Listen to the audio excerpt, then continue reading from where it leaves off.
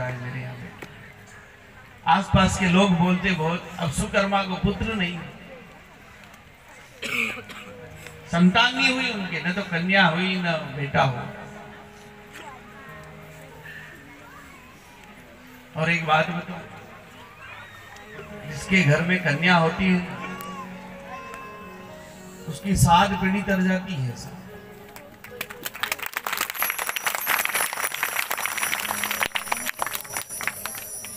आप बेटे के पीछे मत पड़ो, बेटा तो सब लेने आएगा आपको,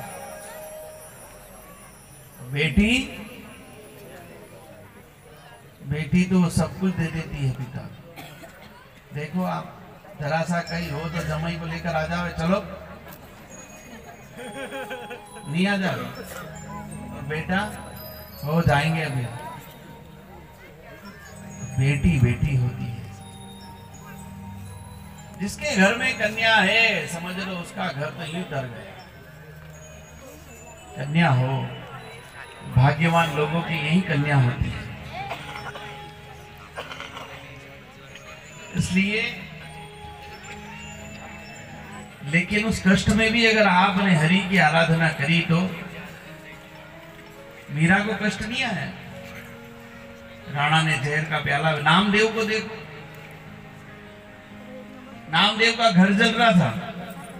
किनका? नामदेव जी का। और जब नामदेव जी का घर जल रहा था ना तो सारे घर, नामदेव जी थे नहीं घर पे, तो सारे लोग दौड़े और सामान बाहर निकालते थे कि सामान नहीं जल जाए। कोई पानी छीट रहा था, कोई सामान बाहर निकाल। हमारे नामदेव जी आ गए। नामदेव जी ने बड़े मुस्कुराए, बोले वाह मेरा घर जल रहा है। आदमी का अगर घर जलता है तो वो रोता है नहीं, और वो मुस्कुराए, बोले वाह हरि की इच्छा थी मेरा घर जले तो जल गया। तो लोग सामान उठा उठा के बाहर रख रहे थे, तो नामदेव जी सामान उठा उठा करके अंदर फेंक रहे थे। बोले उसकी मर्जी है, जले जलने दो।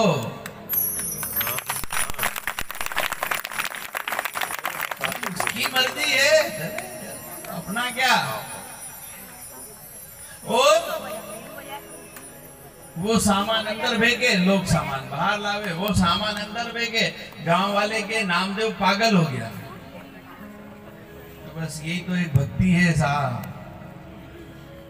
मैंने क्या कहा, पागलपन ही तो भक्ति है। अभी मैंने एक बात बोली, पता है कौन सी? कि हम सोमवार करते हैं, तो सोमवार को शंकर भगवान नहीं सुने तो मंगलवार कर लेते हैं। उस पर कोई नहीं मुस्कुराया, पर मेरा सुमित जरूर मुस्कुराया। पता है क्यों? पता है क्यों? क्योंकि वो जानता है इस बात को, वो जानता है उस बात को,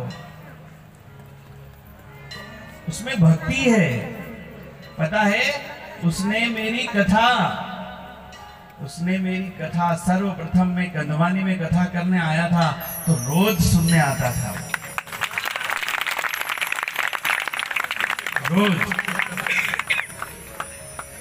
रोज कथा सुनने आया। जब कैलाश के घर के अंदर करी थी कथा मैंने,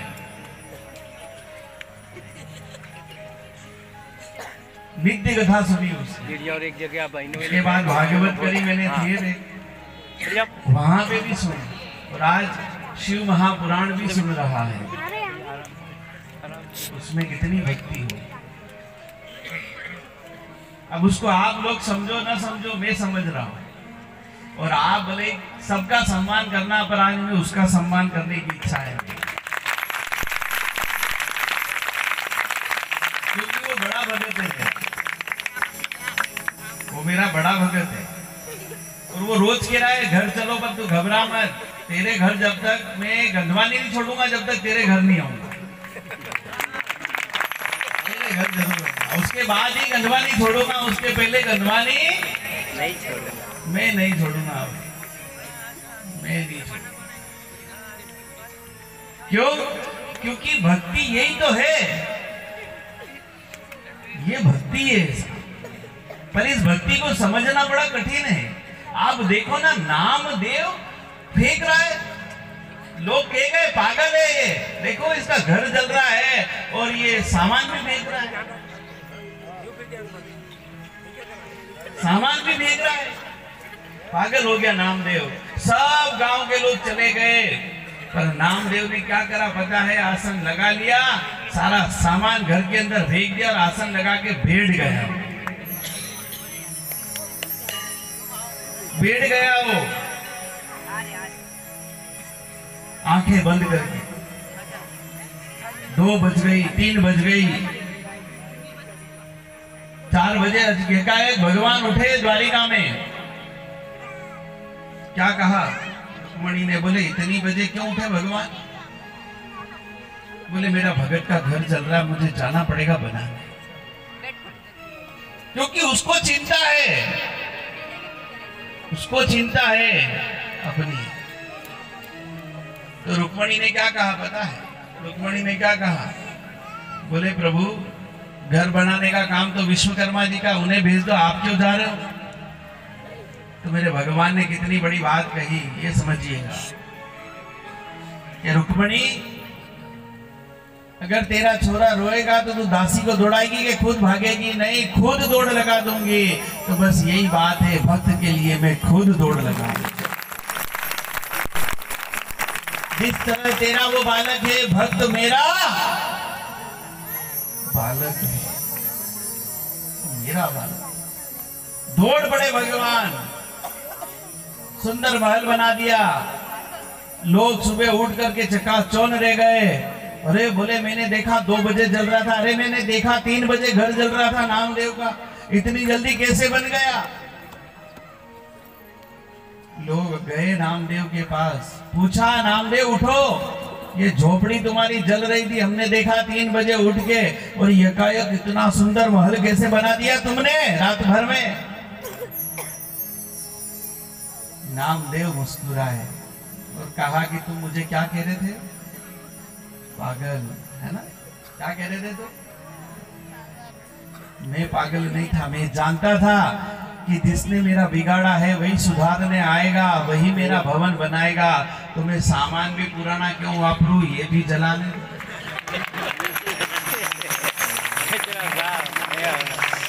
तो जाके देख लो घर में, नहीं तो वो पुराना सामान वापरना पड़ता है कि नहीं? भक्ति है साहब, ये भक्ति है। कितना भी दुख आ जाए, कितने भी कष्ट आ जाए, कितनी भी पीड़ा आ जाए, बस आप भक्ति को मत छोड़ो। भगवान ने 2 ही चीज बनाई है, एक माया और दूसरी भक्ति। अगर आप को क्या लेना है ये आपको देखना है। माया लोगे वो देने को तैयार है, वो देने को तैयार है माया, ले लो आप, जितनी चाहे उतनी माया ले लो। कहता है भक्ति उठाऊं मत, अगर भक्ति उठा ली तो फिर तुमको माया की नहीं मेरी जरूरत पड़ेगी और मैं फिर आना पड़ेगा।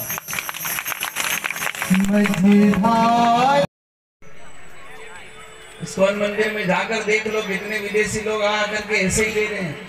वृंदावन में मांग मांग के खा रहे हैं विदेशी लोग, कि हम तो यही जम गए।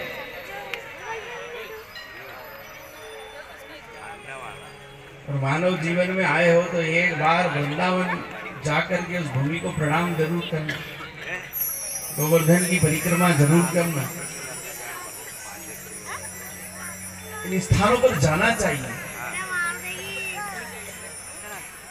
हम भी तो देखें कि भगवान ने उस भूमि को, जिस भूमि पर आए थे भगवान बाल रूप में, जहां लीलाएं करी, उस भूमि को प्रणाम करने का अवसर हमें भी तो मिले।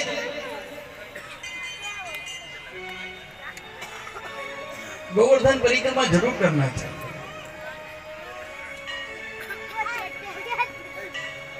लेकिन हमारे पास टाइम क्या समय नहीं। इसीलिए तो भगवान ने समय देना कम कर दिया, नहीं करा कम।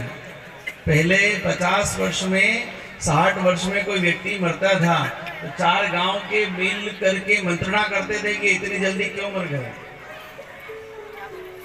राज क्यों मरे इतनी जल्दी। क्योंकि वो समय भगवान को नहीं देते, इसलिए भगवान ने उनका समय छीन लिया। अजामिल कौन था? कितना बड़ा पाप करने से उसकी उम्र कम हो गई, भगवान ने फिर उसको उम्र दी वापस। पार्षदों ने दी कि भाई तेरी उम्र 20 वर्ष की कम हो गई थी, तूने पाप किए तो, पर तूने अंत समय में भगवान का नाम लिया है, इसलिए जा, हम तेरी उम्र वापस देते।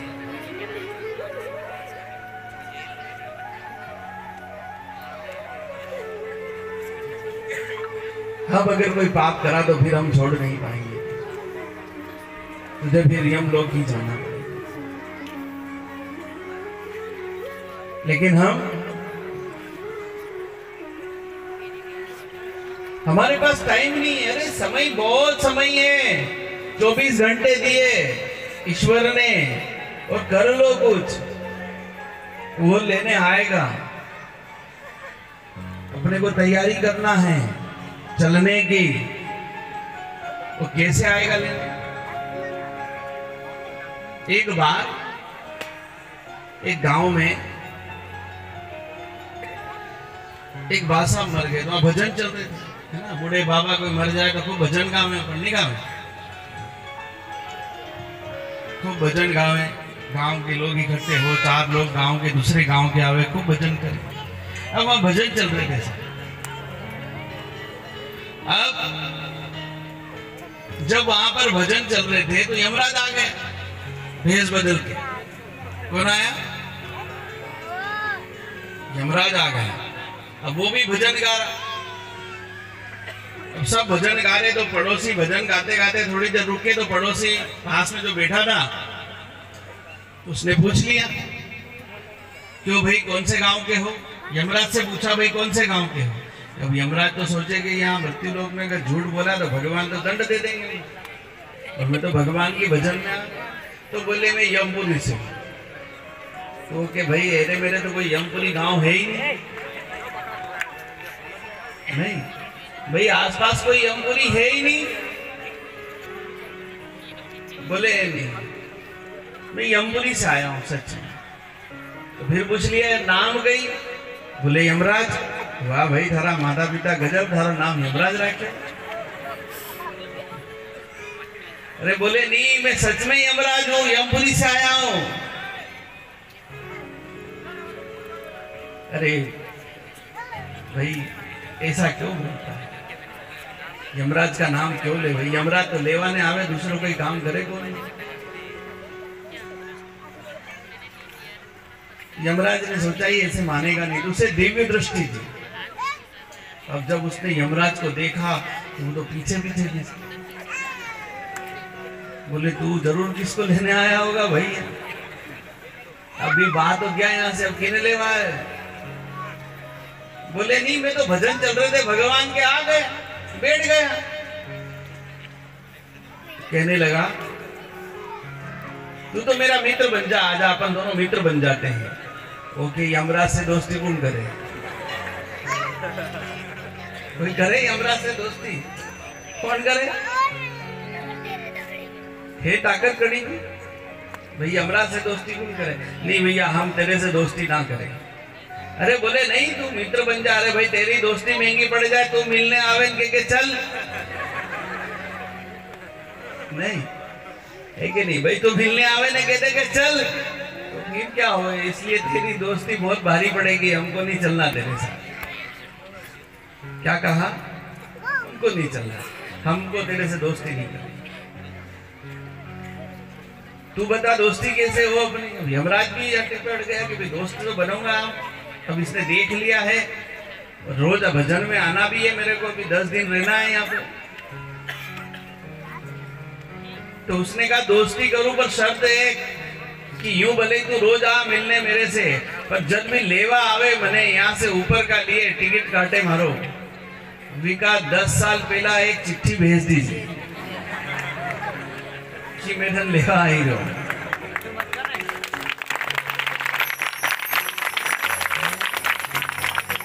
मैं धन लेवा आई रहा हूं।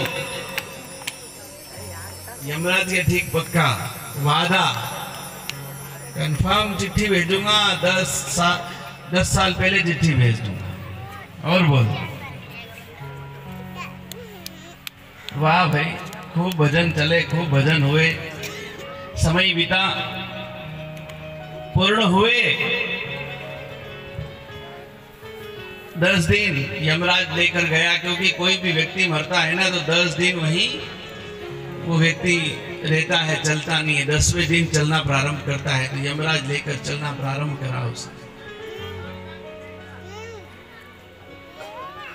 तो वो तो चला गया, वो भी अपने घर आ गया। समय बीतता रहा,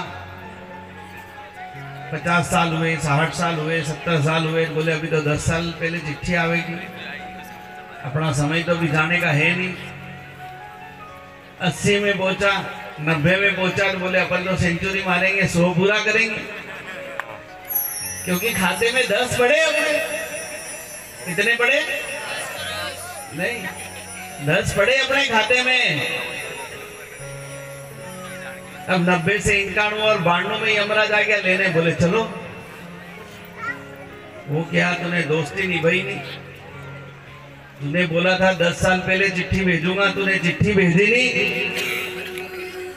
बोले मैंने चिट्ठी भेजी पर तूने एक्सेप्ट नहीं करी। बोले कहां भेजी? बोले मैंने एक बार नहीं, तेरे पास 3 बार चिट्ठी भेजी। बोले कैसे? बोले तेरे बाल सफेद हुए, मेरी पहली चिट्ठी थी, तूने काले करा लिए, मेरी गलती।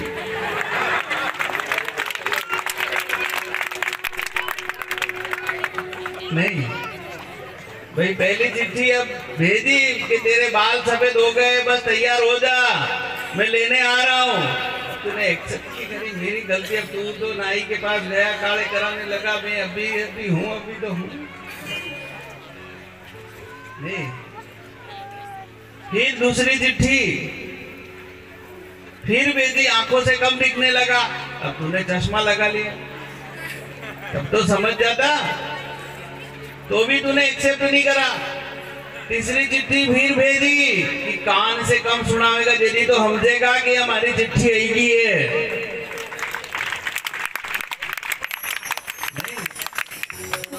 तो तूने मशीन लगा ली। अब तू सोच कि तेरी गलती के मेरी गलती।